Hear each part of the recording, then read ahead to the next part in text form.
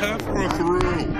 We have stories of the dead coming back to life. Tales of the night evil. So sit back, relax, and enjoy. The All-American Spookshow. Hello and welcome to another edition of the All-American Spookshow podcast. As always, I'm joined by my friend Will. Hey-o! And my other friend, the Professor Smoke. Hey. And, I was about to say this was the first show of the new year, but it's not. We've already done that. This is the... Way to keep up there, Josh. You can tell I go back and listen to these after we're done editing and putting them up. This is episode 24 of the Spook Show, and today we're going to be discussing... Well, we're going a little bit off script today. I guess I should lead with that. Usually, pretty much generally, all the movies we've done are horror movies, but you know, we also like to think we're kind of a home for cult movies too. So, and B movies, and you know, whatever we feel like doing. But you know, we'll kind of stay in that lane, so to speak. So we're going to broaden our horizons just a little bit, and we're going to watch a movie from 1986 called Never Too Young to Die. Now, the funny part about this one is all three of us have not seen this movie. But on top of that, pretty much all three of us had never even really heard of this movie until we decided to watch it. So this one's going to be unique, if for no other reason than that. We'll just go ahead and get into initial reactions.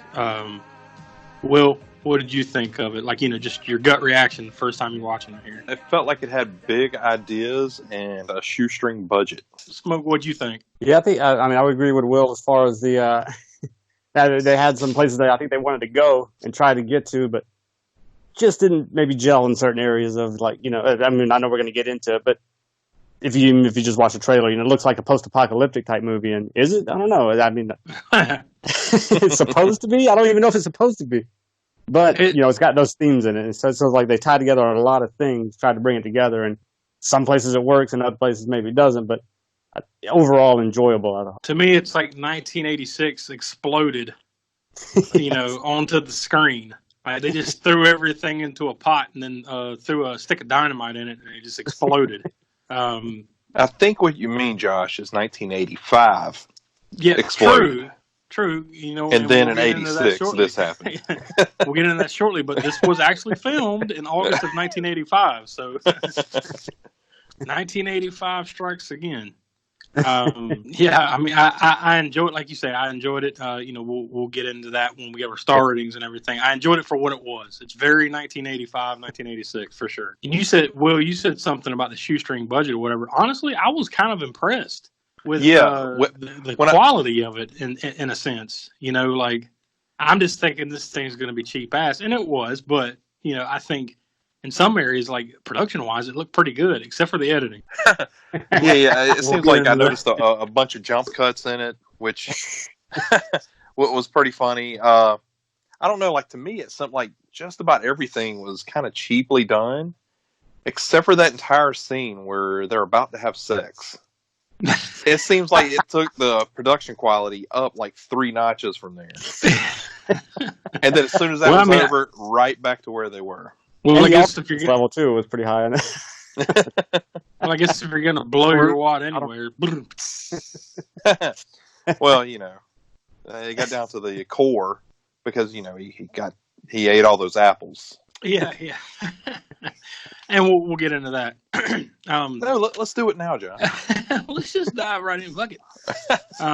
Before I continue any further, you know, for those that might possibly be listening to the podcast for the first time, this is a spoiler-filled podcast. So from this point forward, anything we say, you know, just know that you probably need to watch this before you listen any further, because we're going to spoil the movie with, you know, anything we might say, and then eventually we'll go take a kind of a deep dive into the movie. So be forewarned.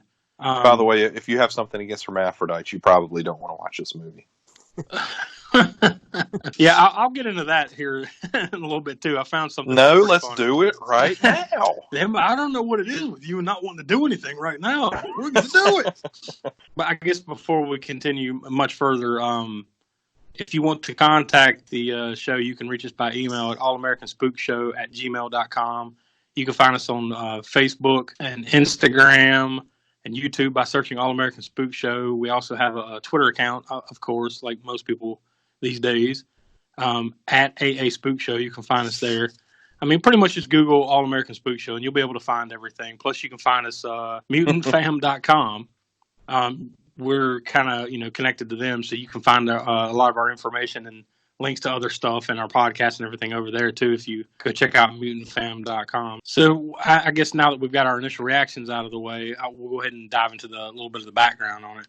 So this movie was released June 13th, 1986, like a limited release. It was released on January 28th, 1987 on video by Paul Entertainment. I noticed too, now I watched this on Amazon Prime Video.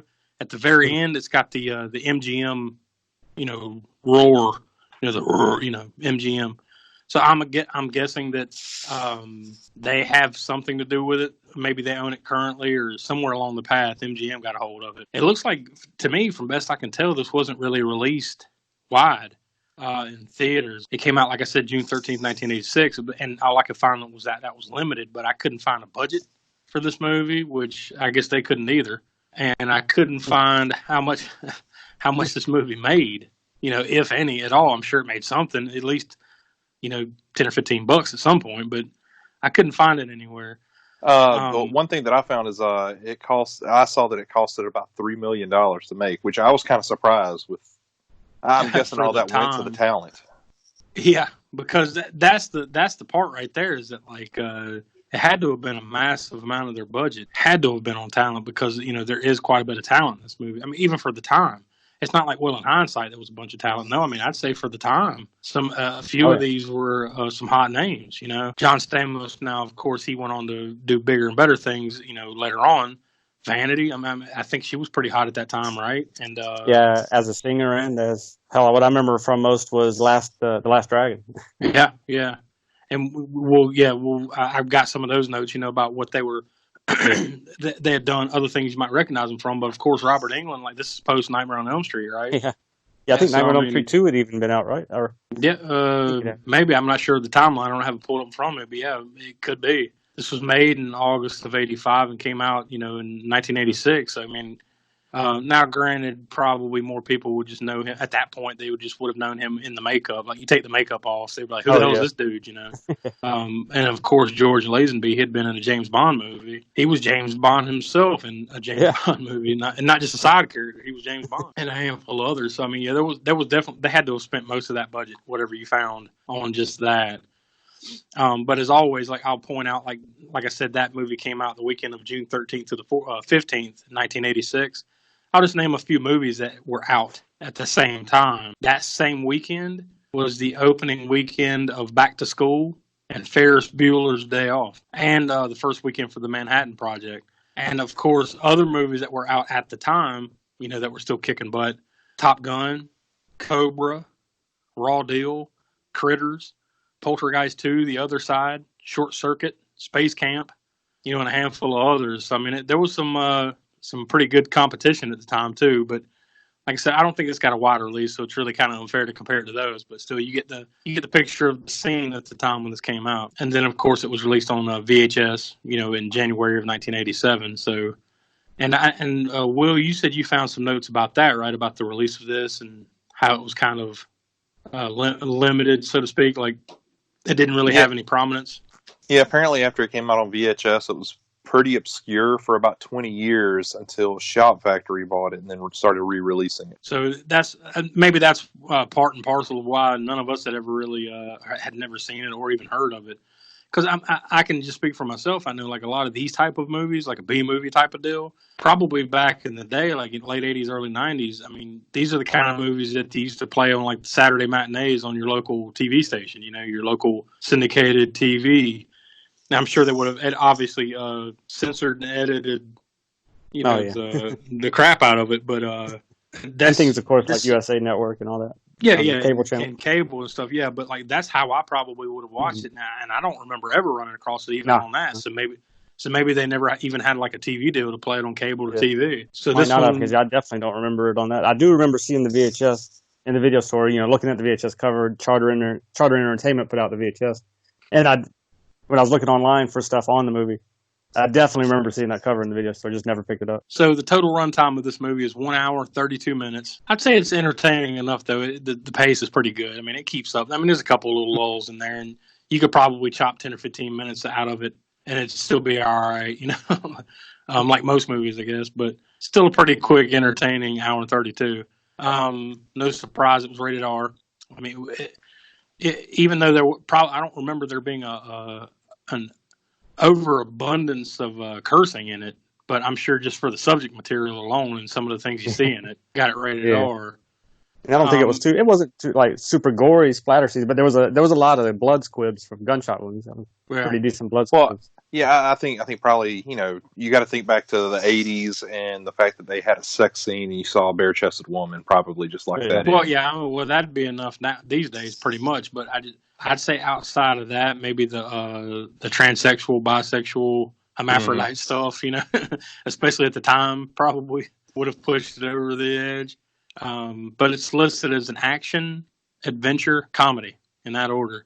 So I guess that's pretty much, where you're at there. It's a mix of all three. You know how movies, I thought this was kind of funny. I'll point this out because they had them up on IMDb and I just thought it was funny in this case. A lot of movies will have a tagline. Like, what is it, an Alien, where it's like in space, nobody can hear you scream, something like that. There's a little tagline. For this movie, it had multiple taglines. I'll list them off as so. Stargrove, the new American hero. Simple enough. Vanity, the new breed of temptress. Stamos, the new breed of hero. At the age of 18, every government agency wanted him dead or alive. This one. Simmons, the two breeds of villain. Oh, wait. No. This one. He inherited all of his father's enemies and only one of his friends. And this one. Action, Bond style, beauty, vanity style, hero, American style. If nothing screams 1986, that one right there. So, best I can tell, this was basically filmed around the Los Angeles, California area in August of, somewhere around August of 1985. It was directed by Gil Bettman. The little bit I could find on him, basically the dude who just directed a ton of TV shows, like, episodes of TV shows, including Fall Guy and Knight Rider, a handful of other things. But not too many, a couple movies and short films and stuff like that, but nothing major league, either before or after. Wasn't there one episode of Automan that he did? I don't know if y'all remember Automan or not. Nah, you got me on that one. I don't remember Automan. It was terrible, but it was awesomely terrible. It was like they took Knight Rider. Somebody said let's take Tron and Knight Rider and squish them together, and this is Automan came out. Automan came out their ass. It was written by two brothers, Stephen Paul, who was also the producer of the movie. And Stuart Paul. Now, Stuart Paul hadn't really done much else before or after this, but Stephen Paul has produced tons of movies and TV shows. But I think he's mostly known for having his fingers all up in the Baby Geniuses. So Mastermind is what you're saying. That $1 billion pie, the Baby Geniuses franchise. I think Baby Geniuses we mentioned before on the show, didn't we? At some point. Yeah, I think we have. Somebody else was involved with that. I don't remember if it was Stuart Gordon. Somebody in the horror community was involved with one of the. So it turns out one of the scariest things that horror has ever created is the Baby Geniuses franchise. I didn't realize there was that much to it either. There's 3 or 4 movies, a damn TV show, and all kinds of stuff with that. Who knew? So yeah, apparently his finger, either he owns it or he's a huge part of it or something because he was all over that whole entire franchise and a handful of other things too. He's produced it was over 80, 90 credits as a producer. So he's done a lot and he's still active today. So, of course, we get to who's starring in this movie. Starring John Stamos as Lance Stargrove, who you'd mostly know John Stamos from Full House. I mean, a handful of other things, too, such as the drummer for the Beach Boys for a minute at some point. But mostly, you'd know him from Full House. I mean, he's been in tons of other TV shows and, and movies and stuff. But that and the Kokomo video, right? Yeah. If you're huge into the Beach Boys. The latter years. Yeah. Well, I think they're still touring. Collaborating with everybody from, Charles Manson to John Stamos. There you go. Yeah. It's a full slate. It's a broad spectrum is what it is. They include everybody. Mm-hmm. Oh, yeah. Who knew the Beach Boys were so inclusive? It also stars Vanity as Danja Deering. You'd know her. Obviously I'd never heard of this, but obviously this now that we know this movie exists from this. But you'd know her most from The Last Dragon, Action Jackson, one of her earlier roles, Terror Train with Jamie Lee Curtis. She was also the singer of a band called Vanity Six, which I don't know if I've ever really heard anything from them. I mean, maybe if they had some radio hit, correct me if I'm wrong, but I don't recall. But I'm sure she's just known for being kind of hot. Yeah. I do remember that Vanity Six thing on, like, I don't know if it was MTV or something back around that time, in the 80s or so. I don't remember what the song was. I think that was hot around this time, and I know there was some videos and stuff. So clearly, it's, mostly she's known for just being very pretty. But she actually passed away in February of 2016. I didn't see exactly what happened. But, she was only, like, I think 56, 57 years old, and she passed away. Gene Simmons, who you might know from this little indie band with a couple of tracks called Kiss. He plays a heavy metal he-she, hermaphrodite, called Velvet von Ragnar. The funny thing is, too, is like Ragnar is spelled R-A-G-N-E-R, which seems to me it's read Ragnar, but they clearly call him Ragnar throughout the entire movie, so whatever. It's like somebody probably misread it the first time around. They're like, let's go with it. We don't got nothing. Can't reshoot it. Director Gil Bettman's like, fuck it. It's Ragnar now. It does sound better. Anyways, Ragnar. And of course, Gene Simmons has actually been in a good handful of movies and TV shows and stuff like that. But mostly you'd probably obviously know him from Kiss, and he was in this movie and another horror movie called Trick or Treat, not to be confused with Trick or Treat or any of those other Trick and or Treat movies. That also came out the same year, actually, in '86. Yeah, as this. Yeah, you're right. Yeah, which we've mentioned that before here on the podcast, but we definitely need to get around to that one because we have some small connections to that movie. It also stars George Lazenby as Drew Stargrove. He's Lance Stargrove, John Stamos' character. It's his dad. He's been in tons of things, TV, movies, stuff like that. But mostly he would be known as playing James Bond in the 1969 movie called On Her Majesty's Secret Service. I think that was the only one he was Bond. The only one he was James Bond in, if I'm not mistaken. Yeah, I think it was only one. Yeah, because I think he would have been following right after Sean Connery, right? Sean Connery, yeah. I think he was the next one. Roger Moore come after him? I forget. Roger Moore. Anyway. Whatever the order was.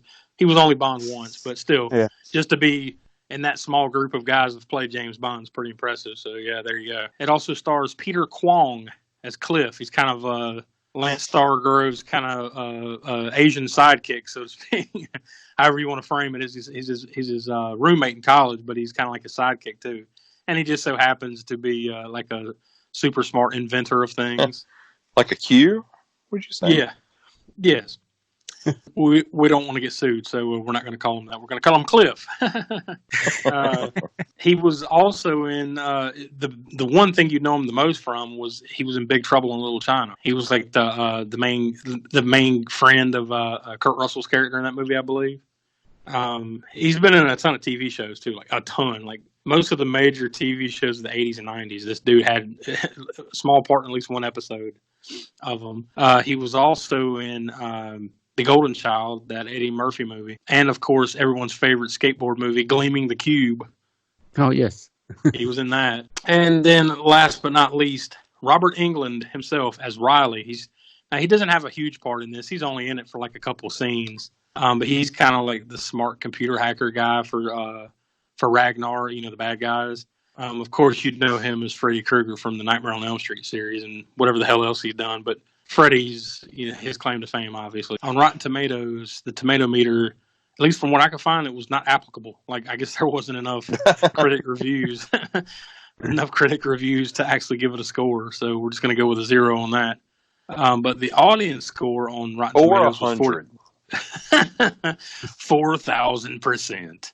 The audience score on there was 49%, so that's about what you figure, right? For a movie like this. Over on IMDb, they give like a 10-star rating. It's got a 4.9 out of 10 stars on there, over 1,300 ratings. So 49% audience score, 4.9 on IMDb. You can see the trend here. So you either love it or hate it. Like they always say, for those that like that kind of thing, this is the kind of thing they like. So there you go. The Google synopsis. Now, we usually read the IMDb synopsis, but I didn't think it was as good as the Google synopsis, which we actually read this at the end of the last episode. But I thought this was funny enough for me to read it again because it's straight and to the point. A spy's son, John Stamos, inherits the case of a heavy metal he-she, Gene Simmons, out to foul city water with a floppy disk. That pretty much describes everything you need to know about it, really. Except it honestly undersells Gene Simmons' Ragnar part. Because it's really something to behold. It's something you have to see to believe, really. But I'll go ahead and read the IMDb synopsis. Top secret agent is murdered, so his estranged son, a high school gymnast, which is also pretty funny.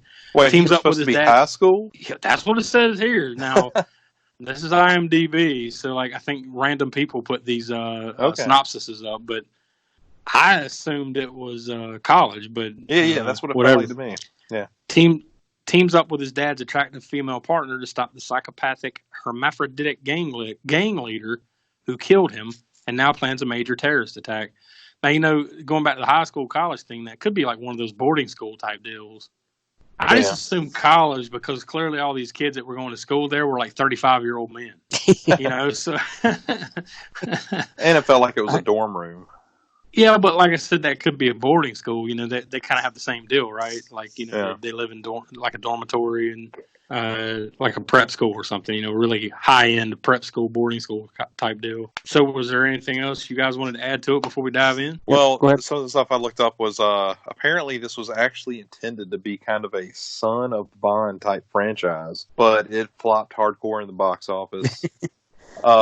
Gene Simmons doesn't even like the fact that he's mentioned in with this movie apparently now. That's funny too, because honestly, all jokes aside, for the part that he's playing here, he does a good job. It seems like he's really into it. Yeah. It didn't seem like he was hamming it up that much for the camera. It's like the role that he's given is what it is, but it wasn't like he was making a joke of it. Yeah. So Gene Simmons plays a hermaphroditic person. Mm-hmm. In the bar scene where you see the band, that's actually actual transvestites who helped Gene Simmons and gave him pointers on how to play his character. Well, they nailed it. I think for crazy ass hermaphroditic psycho terrorist go, I think he nails the part. However that's supposed to be played, I think he does it well. Amazingly enough, if y'all, y'all listening have actually seen this movie, John Stamos actually took gymnastic lessons for this movie. I could believe that. At least some of it that looks like he's pulling off there, although I'm pretty sure some of that's probably a stuntman or stunt gymnast too. But but most of it just looks like him jumping on a trampoline, flapping his arms around. Yeah. At least at first. That's money well spent on that. It's funny too, like in the beginning little sequence there where you establish that he's a gymnast or whatever. Yeah, it looks like that. But then when they get to like the little gym meet or whatever the hell it is, he's pulling off some impressive shit. So clearly that's where they got the stunt gymnast in there. Otherwise, it's just trampoline shit. The last thing I had was the song that he's singing in that club scene. Mm-hmm. Later ended up being lyrics to "Spit," which is a song from the Kiss album "Revenge" in '92. May have to go back and compare. Yeah. Might be the first person to ever do that. I need to go compare this to Never Too Young to Die. I thought it was a pretty good little. As over the top and as corny as it is in the movie, it's a pretty good little tune, though. Yeah. For what it is, It's intermission time. Time to pause and refresh at the snack bar.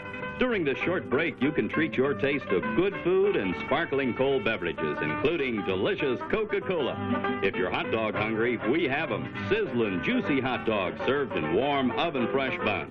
Plus a complete menu of all your favorites. Visit the Refreshment Center now. Enjoy delicious food and ice-cold Coca-Cola.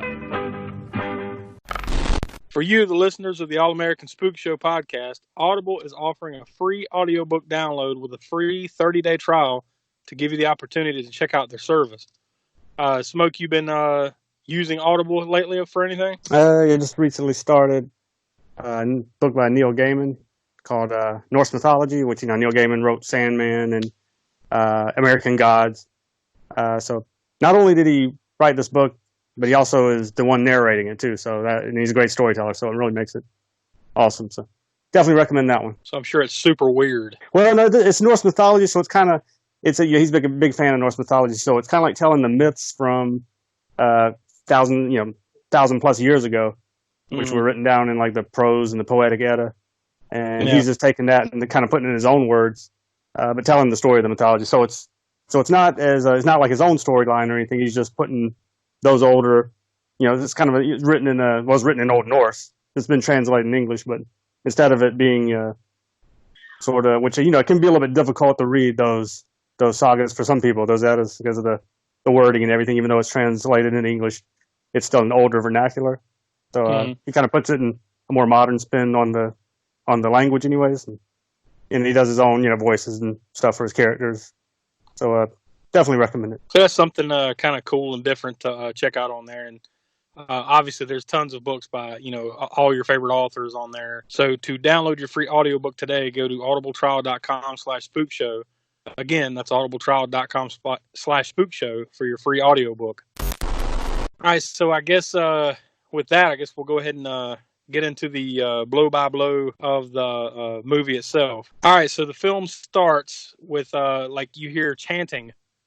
Like, you see, like, a group of people, like, holding torches and standing around, like, in this, I don't know, almost like a damn junkyard or something.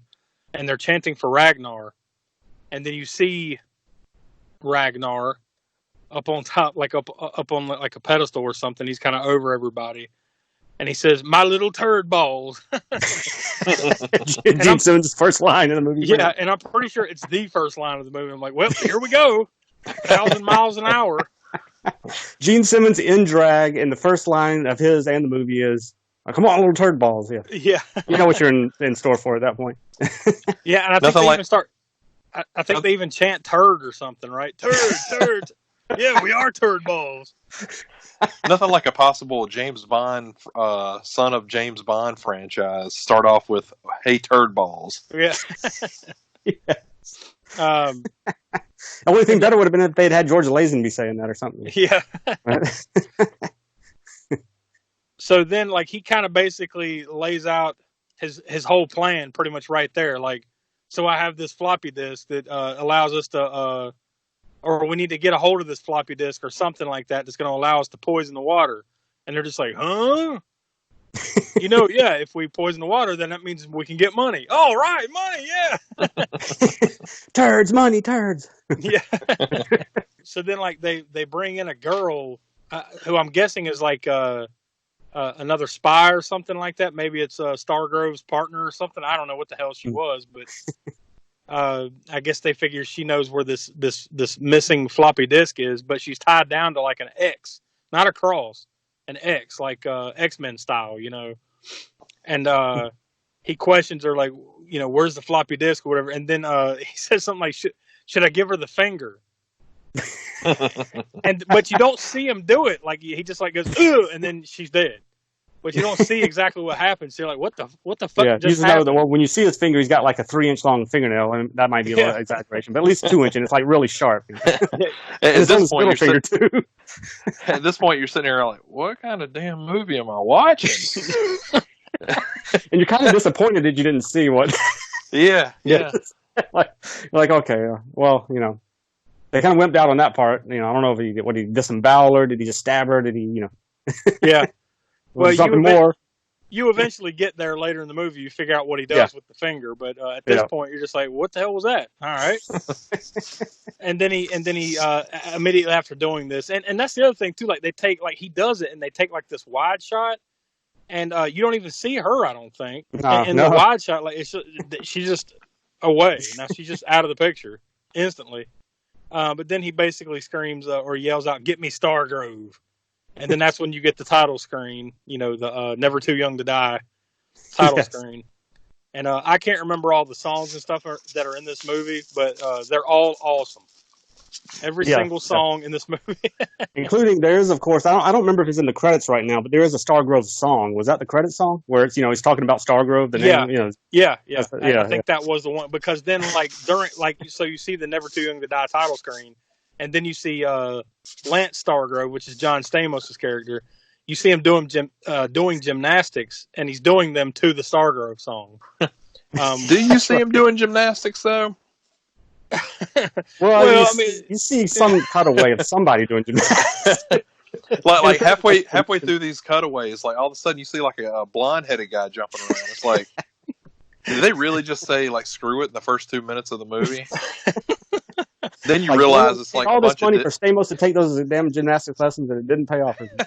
which we referred to already about the bad editing in this movie. So you get a good eyeful of it right out the gate. In this gymnastics-ish scene. Which we don't know whether it was supposed to be college or high school, right? I guess it was supposed to have been high school, but looks definitely not like high school.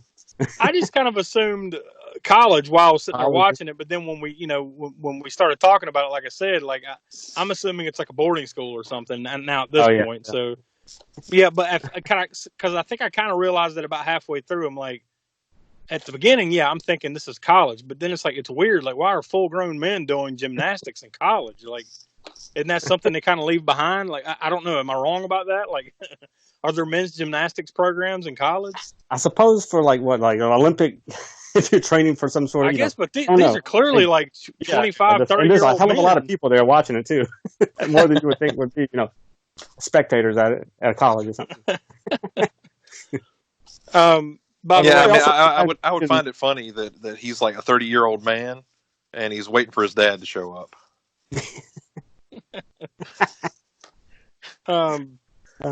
By the way, it looks like I looked up on IMDb, which obviously is kind of a crapshoot sometimes with information. But the two editors of this movie were Ned Humphreys and Paul Sador. Ned Humphreys was basically known for this, and he edited a movie called Cat People, and another one called Mission Kill. Mm-hmm. And he's got a great track record. And Paul Sador, he edited the movie Hollywood Homicide, that Harrison Ford movie. Obsessed, Turner and Hooch. So apparently he must have upped his game a little bit a handful of years later. If he was going by this for a resume, I don't think they would have hired him for some of the other ones. Yeah, there was some bad cuts in this movie. So you know how to sit endpoints. We can work with that. All right, here we go. Oh, like I said, this is probably a good time to mention the Stargrove itself. I mean, the name Stargrove. The movie was apparently titled Stargrove in some other countries, I believe. I've seen, there's some posters on that. Well, I think even in the trailer, they kind of frame it like it's called Stargrove. Yes. And Stargrove, I think the name, Never Too Young I didn't count, but they had to mention it about, 400 times? that might be just in the trailer, yeah. Stargrove. I mean, they say it like you said, 20 times, and then, oh, by the way, the movie's called Never Too Young to Die. I also like that every time they say his name or something like that, it's a shot of Stamos, looking to the left and then turning toward the camera, holding a gun. Yeah. And then looking to the right, turning to the camera. Well, see, he was just getting ready for Full House. Yeah, that's true, yeah. The intro for Full House. Yeah. I'm doing something. Wait a minute, there's a camera here. What? Yeah, the 80s were really bad for that move. I don't know. Maybe people that know more about that shit know there's a name of it.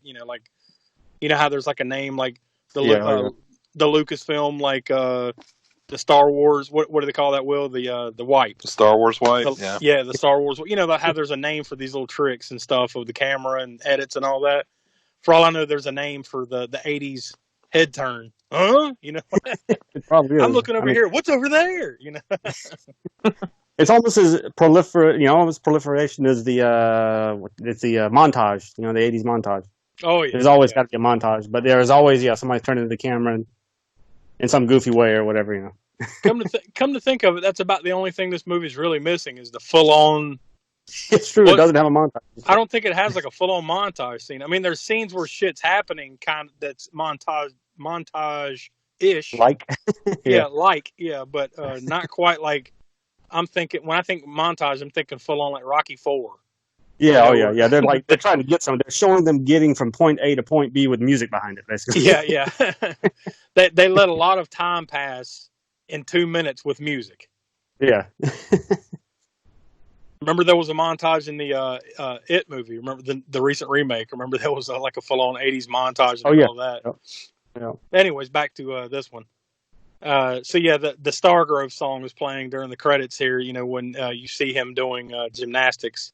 I also like right after this, he's like taking a test, and it looks like he's using his calculator watch. Yeah. And at first I'm like, what kind of simple math? Because it was like 3 minus 4 and 1 or something like that. I'm like, why do you need a calculator for this? But then I realized like he's just like messaging back to his nerd friend Cliff, who's like an inventor or whatever. And I guess he's kind of like sending the code back to him, and he looks up the answers and sends it back to him in his little Casio watch there. Then it shows like after he takes his test or whatever, he's back with his friend, and Cliff is showing him like all these little inventions he's made. And now did he call it the Fire Blazer gun or the something like that? Right? They have a name for it, like the Fire Blazer. We'll just go with that. We'll call it the Steaming Hot Pile. Yeah. The gun that only works like 20% of the time, but when it works, boy. but 20% of the time, it works 100% of the time. And he's showing him like his other inventions. Like he's got some kind of like it's like chewing gum that's got like a tracer in it or something. But it's clearly just but it's clearly just like a piece of double bubble. Cut in half, and they put like some little thing inside of it. Like this one didn't make much sense to me. Like it seems like it just like fucking pull a filling out or something if you put this in your mouth, right? Like, I mean, it's a tracker, right? So you're gonna hide it somewhere, anyways. I mean, it's not like you can take the chewing gum. You could have just had a double-sided sticky tape or something, It would have saved you a lot of time. And it's not nonchalant either. Like, if you stuck it on something, which he does later on in the movie, like it just looks like a big old piece of gum stuck on something. You're walking around your car and you're like, who the hell did this shit? Yeah, because he sticks it on the back of her car and doesn't even try to hide it. Like he just sticks it right on her bumper. Like, I mean, like above the tailpipe. If you're at a restaurant or you're in somewhere and there's a piece of gum under the table, you might just leave it there. But if it's on your car, you're gonna take that shit off. Yeah, it's gonna and then serve the purpose. And then on top of all this, it's just like hey, Stargrove, come check this out. I created this and I created that. Forget the fact that we're clearly roommates and you've been living here for a while. He's like, yeah. He gives him the gum, or he's like, yeah, that's cool, Cliff. And then he's like, yeah, you can just add that to your collection. He clearly abuses his friend until he needs him, at some point. Oh yeah. So yeah, and I guess he's kind of like the what'd you say earlier, like the Q character, like from James Bond. Yeah. I guess that's kind of the thing. Like, here's this invention. This is kind of his version of it, since he's not really connected to the spy game, which you'll get to here in a bit. Only in the sequels. When it comes to these types of movies, there's always that type of character. When it comes to gadgets, gizmos type movie or whatever. I mean, even what was it? Remember the movie Van Helsing? Mm-hmm. Did they have that one too? There was a guy who was like, "Okay, you need this," and there's like the steak launcher and all these things. And sometimes they work, sometimes. Yep. You always got to have one of those. Yeah. Yeah. I mean, look at the Goonies. Yep. Well, that's basically what Cliff is. He's the adult version of that kid from the Goonies. Yeah.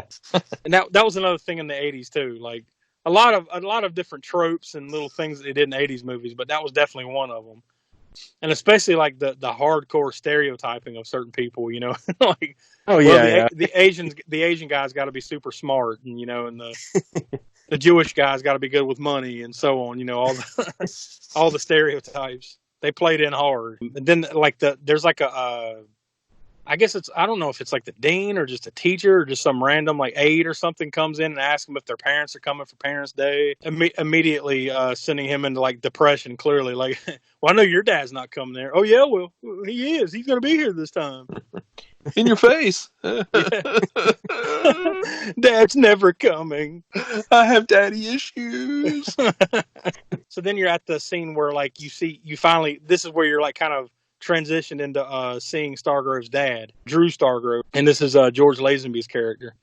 And he's like he's a spy, and he's at like a dam. Then they put some C4. I love the C4 too. It's clearly just some Play-Doh. They just stick like a little fake looking clock timer thing inside of it, like this little wad of Play-Doh. So much like Play-Doh. When he puts it on the wall, it falls down like Play-Doh. It's as if it has the exact traits of Play-Doh. Or I'm thinking like they went a notch below. They didn't even go Play-Doh. They went like Silly Putty or something. You know, they just went and put a bunch of quarters in the little crank machine and pulled out 5 wads of Silly Putty and put it together. They would have been better having Lance's friend make the double bubble C4 or something. At least it would stick. But yeah, like you said, he sticks it on the wall and then it falls off, and then he runs over there to stick it back on pretty much right as it explodes, but he's able to jump out of the way, unburnt, by the way, like just totally fine. Stargrove. And he's there with 2 other guys, 2 other agents or whatever, and then one of the guys who's wearing the worst beard, like fake beard, which is a consistent thing in this movie. You would think spies would be onto this game a little better than that, like. You come to find out his name's Carruthers, and obviously he's a major part in the movie later on. But so like apparently Carruthers jumps him, and then they just starts beating like he knocks the other guy out, and then just starts beating up on Stargrove. Then he runs away. Stargrove's dad's after him, and then this group of like goon punks just come out of nowhere, and then like his only defense is he pulls out a fucking umbrella. And they're like, huh? They're like all confused by it. An umbrella inside? That's as you would be if that happened, I guess. I guess it would throw you for a loop for a second there. If his only defense is an umbrella. Then he drops the umbrella and then just starts shooting at him. And I'm pretty sure he murders like half the group, like right there on the spot. Yeah. Stargrove. But he's eventually captured and then taken to Ragnar, and then Ragnar threatens his son. He manages to escape. And then one of the dudes he shoots or something knocks him off, and then it's clearly a dummy just falling through the air and hits rock bottom. I mean, like it's not even anything lifelike at all. It's clearly just a ragdoll dummy that gets thrown over. I mean, there's another case of where the editing could have been better. I mean, if you just thrown the thing over and you see it fall, that's good enough. You didn't need to see it hit, because as soon as you see it hit is when you know for damn sure it's a dummy. And they did this a couple times in the movie. They just stay with it too long. Like you said, you can see it fly through the air and then cut away. You get the point. Like he fell to his death. The end. Like you don't need to see the cloth arms flop around. Oh, that's not that. We at some point, whenever we get more of these under the belt, we'll have to do a dummy fall. The worst dummy falls. At some point, we'll get to this movie. I know it's called Zombie Holocaust. He's called Dr. Butcher MD was another name for it. Mm-hmm. Has to be the worst dummy fall. It falls, it hits, and it's obviously a plastic dummy because the arm flies off of it. like a department store dummy arm or something. It flew off when it hits the ground. And it must have broke it, because then they couldn't be bothered just to reshoot that. Fuck it, we'll just leave it in. I don't know. Is it as bad as Mac and Me? Mac and Me dummy fall? The kid in the wheelchair when he goes into the water. Oh shit! I forgot about that. Yeah, we should. You're right. We should start making a list. Like the more movies that we watch, just make a note of this movie. We need to do that for a YouTube video. Whenever we do another year-end type YouTube video, maybe edit all these bad dummy falls together. Yeah, because they really have to be seen to really get the enjoyment of it. Yeah, that's a pretty good idea. We should do that. So anyway, eventually, Drew Stargrove's dad, he gets cornered. And Ragnar pulls out a shotgun or some shit and just blows him away. And he cuts a cartwheel in the air. Boom! And then he just cuts 3 flips in the air. He's dead. Because they cut straight to his funeral. And this is where you're, obviously now John Stamos' character, Lance Stargrove, he's there at the funeral, and this is where you're introduced to Danja Deering, Vanity's character. She's just there at the funeral, and he asked the dude, I think his name was Arliss, the older guy that was with him, who she was, and he says, she's just a friend of your dad's. And he says, yeah, I bet she was. By the way, at this point, this is supposed to be like some kind of Secret Service almost. They really needed some young blood in there because it was that old guy and then like 10 really old guys standing around the coffin. And this is pretty much true at this point too. You don't know whether, I mean, the way this movie's going and the way that it's cut, the budget and everything. I'd mentioned it, I think, in before we even got into the movie, it's kind of like a post-apocalyptic movie that's not a post-apocalyptic movie, because they're riding around in these doom buggies and things like it's a post-apocalyptic thing, but it's not. Yeah, it gets weird for sure. Yeah. Not gets weird, it is weird. The whole movie's weird, but that aspect of it, it's like, what the fuck? Like, they're just fighting these dudes from Mad Max, like all the extras. Yeah, but it's not post-apocalyptic. It's modern time, or modern to that time to, 1986 or 85. It's still 1986, but like this little gang likes to pretend they're in Thunderdome, and that's just how they live life. I'm guessing the way this started was Ragnar was like, hey man, y'all see that movie Thunderdome? Man, that thing's awesome, man. Yeah. Hey, we should cosplay that. We should cosplay that. All right, when do you want to do it? Every day. Yeah. When do we meet? All the time. Do we brush our teeth? Never. We're never out of costume. It's not a costume. It's our way of life. What do I do with my motorcycle? Ride it always. Yeah. That's a nice callback to Return of the Living Dead right there, which you just did. Yep. Smoke. I caught it. You caught that? Awesome. Yeah.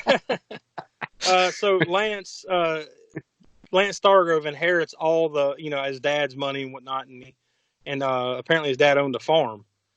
So then it cuts to Danja. Danja's at this farm, or at least you don't know that for sure, but you're pretty sure it's probably the same farm, right? And it turns out it is. But Danja's riding a horse on this farm, and which I like that too. Like, she leaves the funeral early just to go to that farm and ride a horse in anger. She's got to get like anger horse riding out.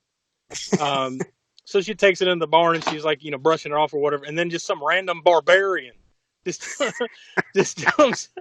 And he literally like, ha! And he's got the headband, the 80s headband on, and his hair is like, and his hair is standing straight up. Yeah. I think you eventually learn that his name's Pyramid. And also at this point, you've already seen the possible post-apocalyptic thing, the spy thriller, sort of a sci-fi-ish action hero type dude. And now, Conan the Barbarian type barbarians are flying out at you. Yeah.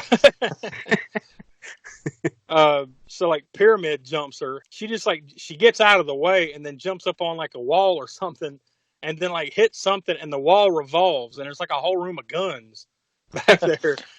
By the way, when the wall revolves around and she's facing the inside, there are guns facing the guys. Yeah. I noticed. I'm like, well, Pyramid should just go over there and grab that gun and blast her ass away with it. As soon as she turns around, this whole thing's over. But clearly, Pyramid's not all there. He's just like a raving lunatic barbarian man. That and his friend Oval.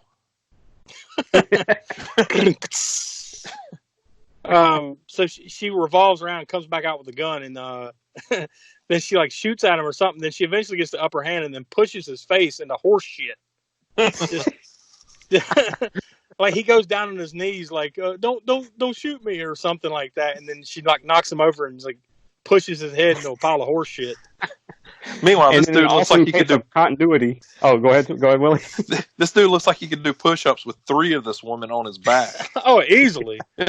He's a gigantic man, and she just. I mean, I'm talking about like Arnold Schwarzenegger in his like youth prime. Yeah. Then, as she's pushing his face into the pile of horse shit, another maniac just falls to the ceiling, and he's screaming like, "Ah!" Knocks her down, and then she's lost the gun now. Pyramid gets back up with the shit on his face, and Then he says, that's what I was going to say a little while ago, and with the continuity, they make sure that shit was showing his face in the whole scene. It's not, but it's not covering his whole face. Like if you got your face dunked in shit, it would be like brown, like from forehead to chin. But no, it's just barely kind of on the side of his face. Clearly, they cleaned it off of his face. But then he lays down the line, "Fork over some ram cave, bitch, or we'll tenderize your butt." I'm gonna be filthy and simple in the same sentence.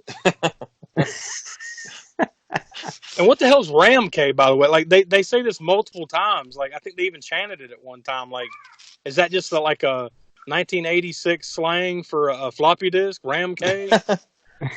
It must be something to do with it. I don't know. With I guess it's just, with the disc or whatever, right? Yeah, it has to be like a 35-year-old reference. I don't get it. Man, you got a TI-85? What? How dare you? I need that TI-85. 1985, man. Yeah, we can use that. Like you said, it was shot. Yeah, it was shot in 1985, so it's fair game. So then Lance arrives at this point, like, what, they've got the upper hand. He shows up, and then that's a proper distraction, so she's able to get the upper hand, and they just run away, and then the fucking barn blows up. Because there just happens to be a fucking crate of grenades sitting over in the corner. Clearly labeled grenades. You would have think when he snuck in, either she or him would have grabbed one of those grenades, but I think it was under that's all she would have had to do at that point. It would have been all she had to do is grab one and throw it right in the middle of them. Boom. I think the other thing too is I think it was under a bale of hay. So I mean, who the fuck stores their grenades and stacks hay on top of the grenades like that? Stargrove. Stargrove. But the barn, something catches fire, and then eventually the fire goes over to the grenades, and then the whole barn explodes, and of course, typical 80s style, you see the barn blow up 18 times, in 10 seconds. But that's fairly common, so I can't rag on them too much for that. They get their money's worth out of that one shot, because all right, let's set up 20 cameras because we can only do this once.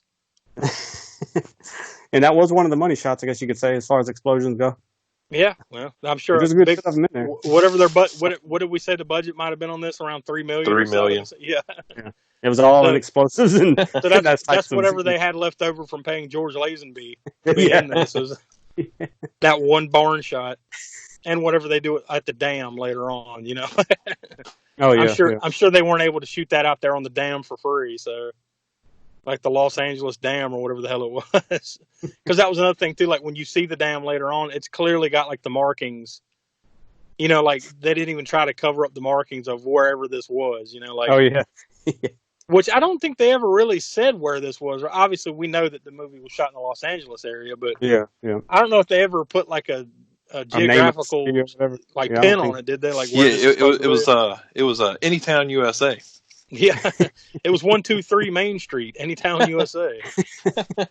So, after the barn blows up, now they're in the house, I guess that's nearby here, the house on the farm. And they talk, and, I guess he's kind of like, what the fuck's going on? And she, kind of tells what she was to his dad or whatever. And then an alarm goes off, and someone arrives. Turns out it's Carruthers, and she goes and gets in the car with him and kind of catches him up to speed. So then I guess he tells her that Ragnar is going to be performing down at the incinerator later on tonight. So she goes in the house and then gets dressed to go out, and so I'm going to go down to see meet Ragnar. Not I have no idea what the fuck her plan was here, because she goes to the incinerator thing, and then he eventually follows her. Lance follows her. And they basically stand there and watch him perform, and then she immediately leaves. So, what the hell was the intention of going there to begin with, right? I guess just get a visualization of them. I guess I think it was just a way for them to shoehorn in Gene Simmons being able to perform a song at least once in this movie, right? So that's the way they can do it. By the way, one thing I noticed about the band when they were playing, so. If you've ever watched guitar players play, sometimes they'll be playing a really intricate part, and they'll make a face while they're doing it. Where you're just totally focused. Yeah. Some people really make really weird faces. Mm-hmm. The guitar player for this one just held his mouth open like in a circle the entire show. Ooh. And he's painted in white makeup, so it sticks out. He's just like, oh, Yeah. oh. Meanwhile, like there's no intricate guitar work being heard at all. It's just, yeah, he's just Because just that song in particular he performs is just like boom, dang, boom, boom, dang, boom, boom. Long pause. Yeah. He's just really, really into the basic blues beat of that. Yeah. So they go down to the Incinerator nightclub to watch Ragnar perform, and he follows. Which is, it's your basic post-apocalyptic transvestite biker bar that you would have in any town. Yeah, and then the song is like, "You don't know what I am, but I can give you what you need," something like that. It's horrible. It's about as horrible as you can imagine it is. Gene Simmons and drag. It's pretty bad, but maybe we'll play some audio of that here shortly. Or maybe at the end there. I'll throw at least a little bit of that song in at the end of the show. How about that? So then, they're kind of, her and Lance are talking or whatever, and then eventually he says something like, well, I don't know what your intent, who you are, or whatever. He says something to his shoulder, and she slaps him and leaves. Then Lance decides to go back and visit Ragnar himself, and he to get an autograph. I guess just to meet him face to face.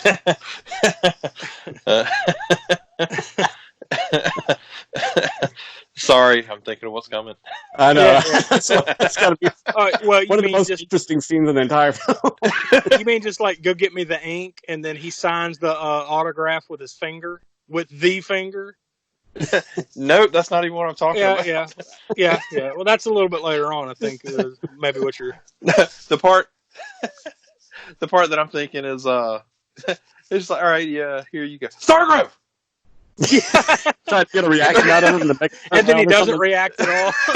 Does that name mean something to me? Stargrove. Yeah, I forgot about Josh. that. No, oh shit! I got you. Damn it! Yeah, but I did like the get me that ink over there, and then he signs it with his finger. And I'm pretty sure if you go back and look at that, you can see it's just scribbles. It's not even. He didn't even really sign it. He just kind of like on the picture, They didn't even try to follow it up by like doing a proper signature on there so it looked somewhat legit. So then that's when Lance decides to bug the room with the chewing gum on the like the boar or whatever the hell it was on the wall. He just sticks it on the side of it. It's a deer head. By the way, why was he bugging that? I guess so he could hear. I guess that was he a could tracker. hear whatever. Wasn't it a tracker? That's true. It was. That's what he said. Yeah, that's the chewing gum was a tracker, yes. But I guess he had chewing gum. Well, remember he did say add it to your collection or whatever. So maybe if you're really maybe thinking he had made about a bug form later or yeah, earlier. Yeah, maybe he had made a bug gum or something like that. So now they should have explained that a little better. But yeah, maybe that's where he got it from. But he bugs the room like to listen to Ragnar, and then as soon as he leaves, Ragnar finds the bug and then flushes it in the toilet as Lance is outside listening to it. Oh, and then so as Lance right after this, Lance is about to leave. Some drunk guy comes over and takes his bike and then cranks it up and it immediately blows up. I don't think it killed the dude either. Didn't the dude just blow off, get up and run away? And I'm guessing that's because of what they had put a bomb in his bike whenever the ignition was turned on. Yeah. So he then he goes and takes his friend Cliff's bike to follow Danja, and then of course there's some Mad Max dudes chasing Danja as she's driving down the highway. Then she drives under the like a Mack truck, like a big rig. She perfectly just drives her little convertible, like Lamborghini or whatever it is, right up underneath the truck. Oh no, it was a Corvette. Corvette. Old Corvette. Yeah, okay. She drives the Corvette up underneath the Mack truck, like Clark like Christmas Vacation style. Yeah. Except this is even before that. So. Oh, and this is where another part of the bad editing comes in. Did you notice the stunt drivers don't for her underneath that thing, and then for Stargrove driving the bike, don't look anything like Danja or Stargrove. It's like the stunt guy's like a big dude with a beard, They didn't even try to shave the guy or find a dude that looked kind of like him. And then it's nope, not doing it. You're not paying me enough to shave it. Yeah, I think the woman driving the car is a curly headed, long haired, curly headed woman. It doesn't look anything like Vanity. Even it And might there was even a be lot like of a things white they would woman. get away with. I mean, or a lot of things that they would just like, fuck it, we're just doing this, and nobody will notice. Or if they do, oh well. That you wouldn't do these days, Yeah. Even on bigger budget movies back then, you'd notice that a lot of times. Absolutely. There are movies that came out well before this that look 40 times better than this. So, I mean, you can't even blame the times. It's just cheaply made, clearly. Cut a lot of corners. Then she eventually, Don just driving under the truck, but she pulls out a gun and kills both the dudes that are chasing after him. And then, they stop on the road and Lance gets in the car and comes with her. And leaves his friend's motorcycle on the side of the road. Yeah. Well, he did say, he gets in the car and then she drives off and he says, hey, my motorcycle or my bike or whatever. And I think she's just kind of like, yeah, whatever, we'll replace it or something. So at least they did reference it. They didn't just, say, fuck that dude's bike and never mention it again. So then she's driving down the road and then she runs over some spikes in the road. Now, my question is, how the fuck did she not see these spikes in the road? This isn't like those stop sticks that, police throw out where they, wait till the dude gets right there and throw them out and whip them back. No, they just rolled them right out and then, ha, ha, ha, she'll be here in just a second. And then, of course, just runs right over them. And they're big, too. So it's it's not nonchalant, I didn't see them, But, of course, that blows the tires out and they spin out and then some of the Mad Max goons come along and capture them, and she kills a few of them, just right there on the spot. The Mad Max goon head count in this movie has got to be dozens, where they just straight up murder these people. They're stacking up by this point. Then Lance Stargrove wakes up and he's at home. And then he's kind of like, oh, what the fuck? Maybe you're thinking that was almost like a dream or something, right? And then all of a sudden, two goons come in and just beat the shit out of him. The guy's dragging his head through the sink multiple times. I mean, this would have fucked his face all up what this dude's doing to him. He's just bashing his face into glass plates into the sink. But he's just got a couple of cuts, he's all good. He actually manages to fight them off. He's a Stargrove. Cool. Yeah, which this is where you get the line. It's because they called him a scumbag or something, and then he manages to fight them off, and then they run away, and he's like, name of that scumbag is Stargrove. Lance Stargrove. So then, he goes back in the house, and, he's looking at his dad's little pendant there that he had, and he's trying to put it on, a necklace or something, and he drops it, and it rolls across the floor, and then, these floor panels start glowing. As floor panels do when a little pin falls on the floor. So then he picks it up and then he pushes them or something, and then the bed slides back and then it reveals there's a secret spy room up underneath the bedroom there, where it's all of his dad's spy stuff. Then as he's in there looking around, someone arrives outside and it's Cliff. It turns out he thought it was an intruder, but it turns out it's Cliff. And he's brought it he said something about where'd you get the bike? And yeah, I used one of your credit cards or something. And it doesn't even faze him. He's not mad or whatever. He's I used one of your credit cards to buy a new bike. But he brought the fire blazer gun with him that he had invented. Then he also tells him we need to find this floppy disk. Oh, you mean that one that your dad sent you? What? He's like, yeah, I conveniently built this compartment into this bike to store the floppy disk. Number one, okay, you're an inventor. You can invent a lot of things, right? So that's not that big of a deal, a little compartment for this. But how would he have known the importance of the floppy disk enough to go through the trouble to build a compartment for the floppy disk? So they get on the bike and then they leave. Then this is when you get introduced to Riley, which is Robert Englund's little small character. Ragnar is there with Riley, and I guess Riley's kind of the dude, the brains, so to speak, the computer geek that's kind of helping him. Once we get the floppy disk, then the plan is in motion. We can poison the water and get all the money. Then another guy, one of the goons shows up or whatever that he failed to get him, and then this is when you find out what the finger is. He just takes out or he pulls the little his finger out and then just stabs the dude right in the side of the throat, and the guy instantly dies. And I like the look on Gene Simmons' face too. He instantly goes into Kiss Demon mode as soon as I'm gonna give him the finger, and then his eyes roll to the back of his head. Roll back with the white of the eyes. He stabs him in the throat, and then the guy dies, and then just drag him away. Then you see Danja, like she's been, obviously, like I said, she's been captured, so she's being tortured. You know, they're trying to figure out where the disc is. And then eventually, Lance and Cliff arrive, and they just blow down the door. And then they're going inside and they're running around, and then Cliff shoots the fire blazer, and it's a dud. Like it takes off and just goes boom, boom, boom, boom. Like, you know, like clearly they just took like a tennis ball and caught it on fire and threw it, you know, kind of thing. Like, doom, doom, doom, doom. But then the next shot, it's like a damn curveball. It kind of dips and then goes back up, and then it just blows a dude. It blows a bunch of dudes up, like blows them to kingdom come. Then they eventually get in and free Danja. Then they try to shoot the fire blazer again, and then it blows like a whole wall out. And then they escape. Did you notice too, like when this happened, like they blow a hole in the wall, and then they're running out, and there's a bunch of the Mad Max goons running after them, and then there's just some random guy in a hat standing over on the left, like holding like a steel pipe or something like that. But he's clearly not part of this, you know, these events going on. He just happens to walk up on it, I guess. I'm guessing it's like a crew member. They just said, "Fuck it, we're not cutting it out." Probably. The dude's he's just wearing like a button-up shirt and a hat and some blue jeans, and he's holding like a pipe or something. He's just standing over on the left. Got a shirt that says, "Where's Frankie?"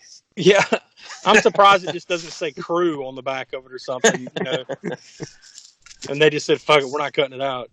And it's pretty quick. I mean, you know, to their credit, like I'm looking around for this goofy shit, so I kind of notice it. But I mean, he's blatantly there though. It's not like some random dude in the background. He's right in the forefront of the camera.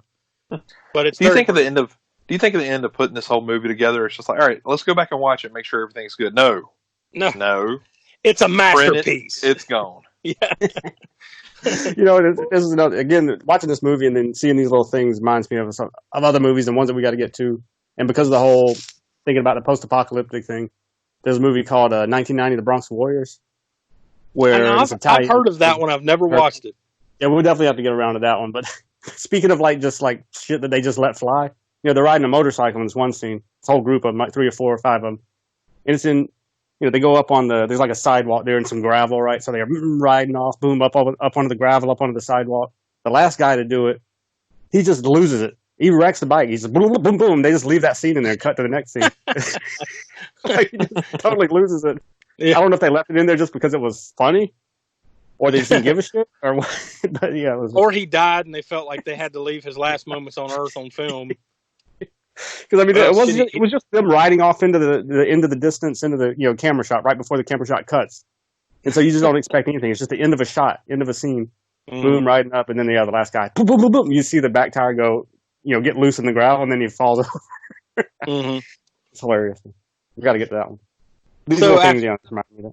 So after they blow a hole in the wall and they make their escape, then they eventually meet up with Arliss and Carruthers.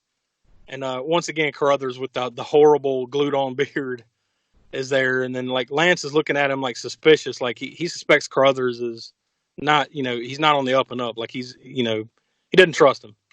Because he's clearly, like, cutting eyes at him and, like, I'm wondering about this old Carruthers guy. So then, like, right after that, like, him and Stargrove and Danja, they finally kiss.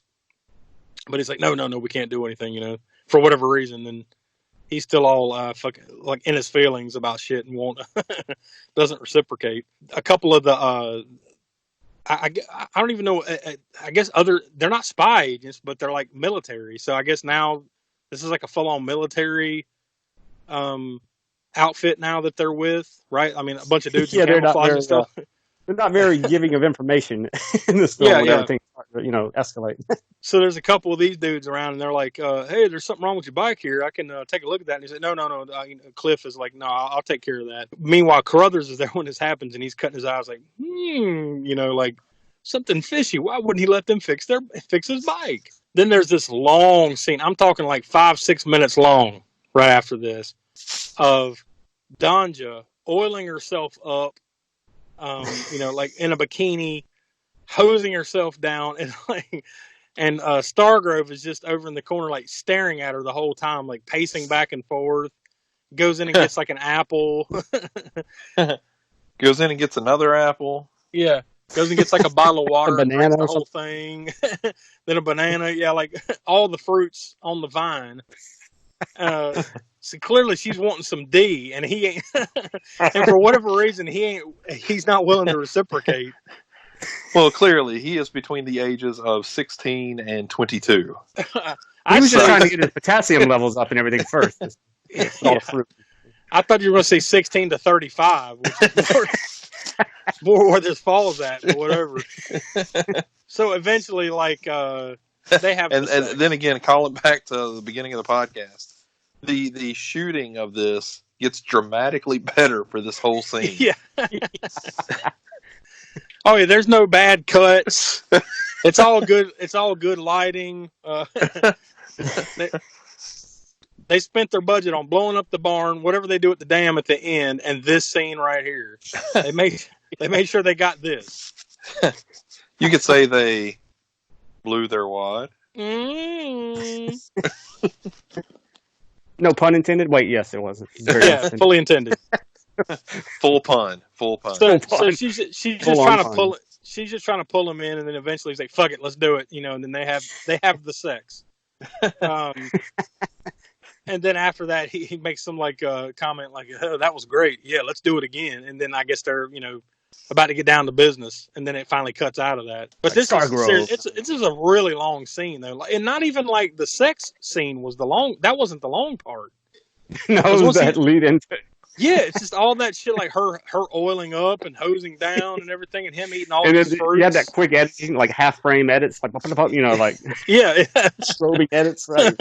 So whoever shot and edited this, those people, they must have been really into foreplay.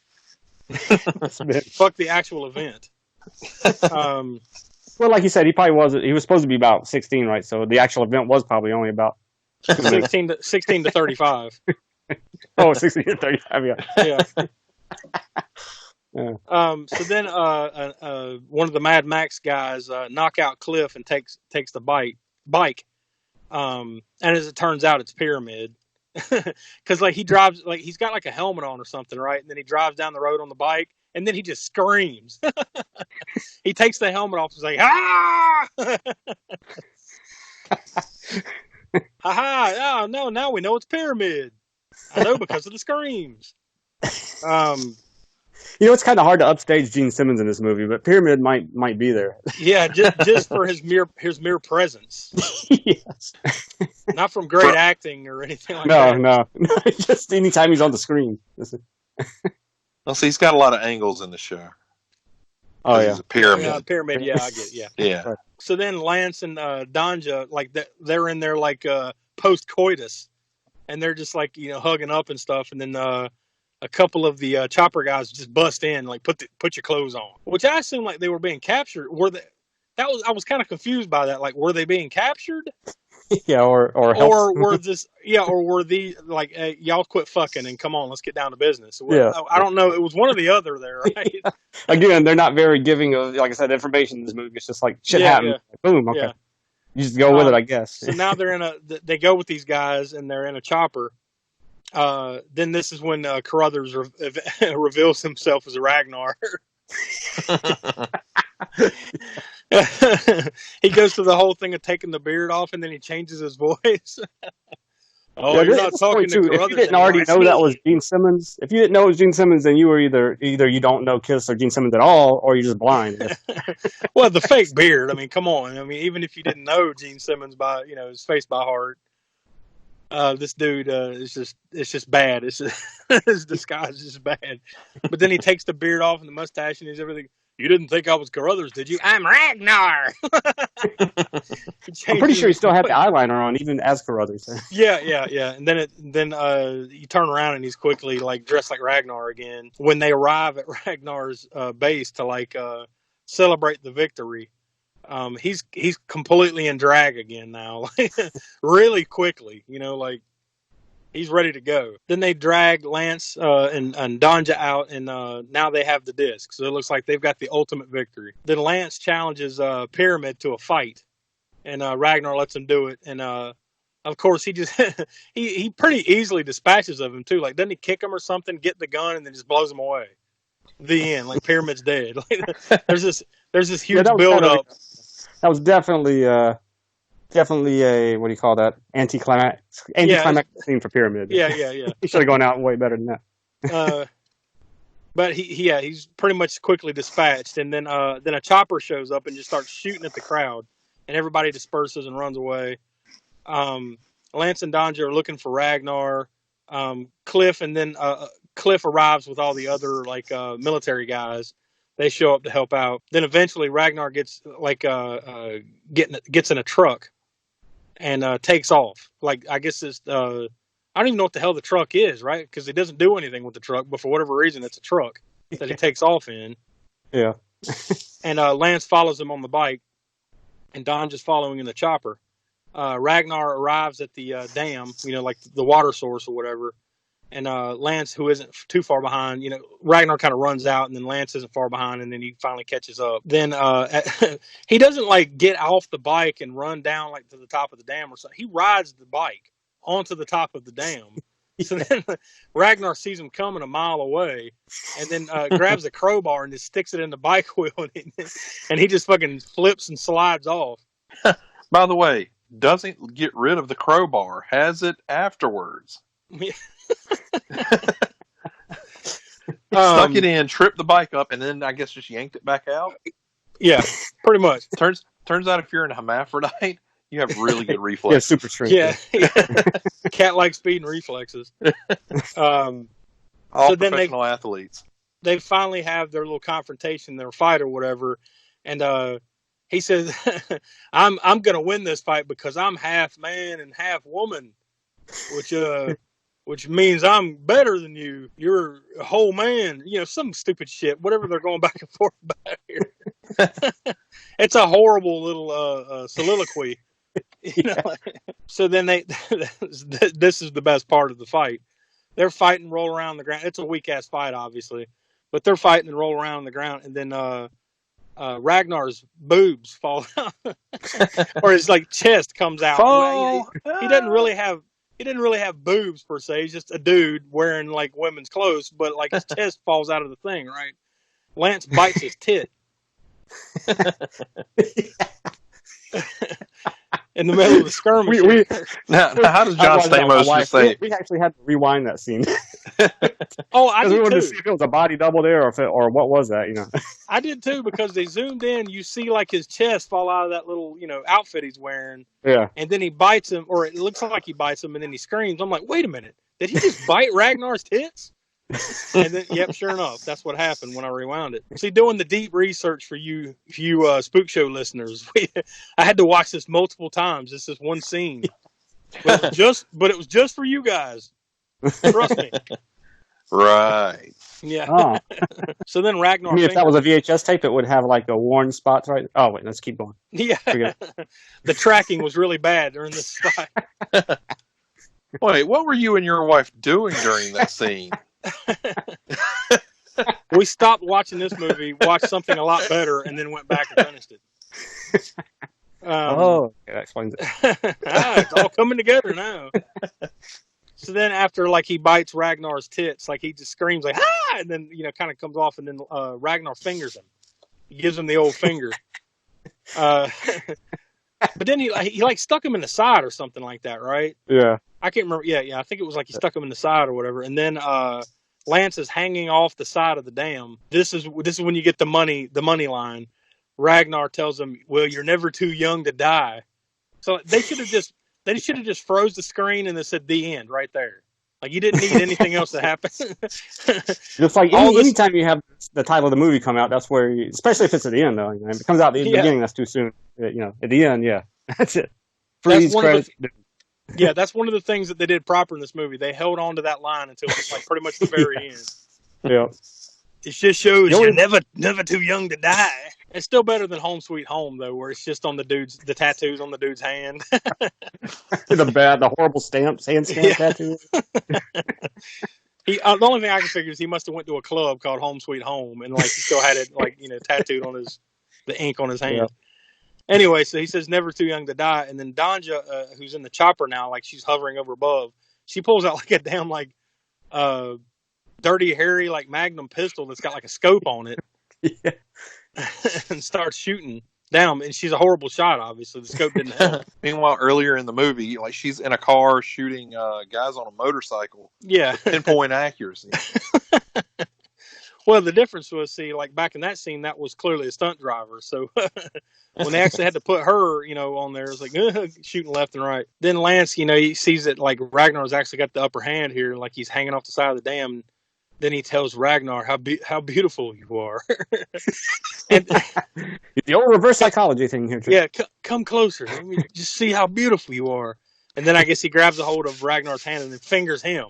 And then that's when you get the eyes roll back. Gene Simmons, his eyes go back into his head there. Then he straight up does like the old like WWE head scissors. Like he slings up off the side of the dam, head scissors him over the side of the dam.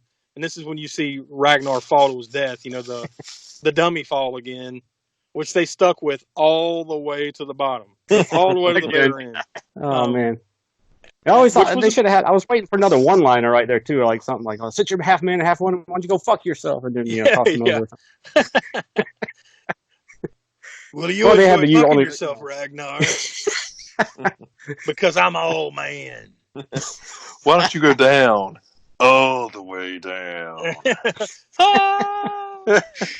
So many options there, But yeah, no, they blew it. But I'm bummed. Yeah. And then like, all right, so like, but you still got the problem of like, Ragnar set off this computer where the poison's going to get in the water. So like, he still got to resolve that. So he runs over, like he didn't just fucking smash the computer, because clearly that's all he's got to do. Just smash the computer when he can't figure out how to get into it. Instead, he runs over and gets that fire blazer gun and tries to shoot it, and then it's another dud. Like, dum, dum, dum, dum, dum. Then he just decides, like, you know what, fuck it, the gun's not gonna work this right. He goes over and grabs the suitcase, or the little suitcase that the computer's in, throws it up in the air at the same time as the fire blazer gun, and then they collide in midair and then just blow up. As guns do. Yeah. It just blows up in midair. The day is because what would you have done if it hadn't worked that time? Then pretty much the whole dam was going to go. Well, it would have fell down and took the dam out and killed everybody. That would have been a fun ending too, right? Yeah, man, that was unexpectedly dire. I really didn't think it'd end that way. Stargrove. 5 stars. Then there's like a really sulky type Stargrove song at the end, real sad and melancholy song. The day has been saved, and then so like the last little bit here, Lance and Danja kiss. He's like, "Are you sure you don't want to be like?" Now they're recruiting him into the fucking government agency, like right. The old man crew. Yeah, they're like, "Oh, you want in on the club?" He's like, No, this is just too much for me, man. I've been shot at and everything. It's too much. So him and Cliff leave in the dune buggy. Like they're like, "Hey, do you mind if we just take this pertinent information from the investigation here? You mind if we just drive it away?" Yeah, good, go for it. You've done a lot. And then they sit there and follow the dune buggy, and it's like it goes one way, turns around, drives back by him, then loops back around, comes back, and then he's like, "I couldn't leave you," basically. So Danja gets in, and then they drive off again. And then she makes some like crack joke about seeing Ragnar's body or something like that. Like, did you get a good look at Ragnar's body? He's like, "Don't start with me." And that was the end credits. So there you have it. Never Too Young to Die from 1986. Will, what's your star rating on this? What's your Stargrove rating? You know what? It was half man. It was half woman. I'm going to give it 2.5 stars. Hey. Smoke, what about you? Yeah, you already know what you're getting into when you get this movie. It's entertaining as hell, I think, all the way through. I go with 3 stars on this one. It was fun. Yeah, I think I'm gonna go with Will 2.5, but I agree. I mean, I think we all enjoyed it. It's definitely it's a fun hour and a half. It's full on 1985.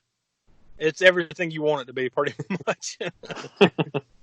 You're not going into this expecting Godfather Part 2 or anything like that. Like you know what this is, like you said. So, and it pretty much delivers, other than the not having a montage in it somewhere. Oh yeah, that's true. Yeah, I don't know that they dropped the ball there. I mean, how do you have a movie like this without a montage? I don't know, but they had plenty of that other thing that we don't know the name of. Well, it was turning toward the camera and it was a movie about a hermaphrodite. They don't have any balls. Yeah. I'll definitely be watching this again just for shits and giggles one of these days for sure. I mean, you know, regardless of whether it has anything to do with the podcast. Like if I just happen to like, you know what, I just want to veg out and watch a stupid movie. Like this will be one I'll plug in. Son, would you like to watch a movie about a he-she? You like gladiator movies? No. So I want to show you this movie about a heavy metal hermaphrodite. Not this again, Dad. Yep. All right, so with that, that leads us into our next episode. It'll be kind of a Valentine's Day special. We're going to be watching My Bloody Valentine, the remake from 2009. But the twist is hopefully if the moon and the stars align right, and we're able to pull this off, we want to watch this with all of our wives. So we're actually going to have our wives on to help kind of discuss and poke fun at the movie. All of us together, so it should be an interesting episode if all goes to plan. And if of course they're all like, fuck that, I'm not doing it, then it'll just be the three of us like usual. But sorry about the lead up for that. Yeah, just letting you know that the payoff might not be coming if they all bail out. But, yeah. So the synopsis for My Bloody Valentine is: Tom returns to his hometown on the 10th anniversary of the Valentine's Night massacre that claimed the lives of 22 people. Instead of a homecoming, Tom finds himself suspected of committing the murders, and it seems like his old flame is the only one that believes he's innocent. So there you go. So hopefully if all goes to plan, then it'll be an interesting, funny little episode for our next show. So you guys got anything to add here about Never Too Young to Die before we close up shop? And the only thing I can say is Stargrove. Stargrove! What? Oh, got you, dummy. Age it up. Yeah. All right, so for Will and for the Professor Smoke and Gene Simmons and Vanity and all the rest, this is Josh, and we are the All American Spook Show podcast. See you next time. And now, folks, it's time to say goodnight. We sincerely appreciate your patronage and hope we've succeeded in bringing you an enjoyable evening of entertainment. Please drive home carefully and come back again soon. Good night.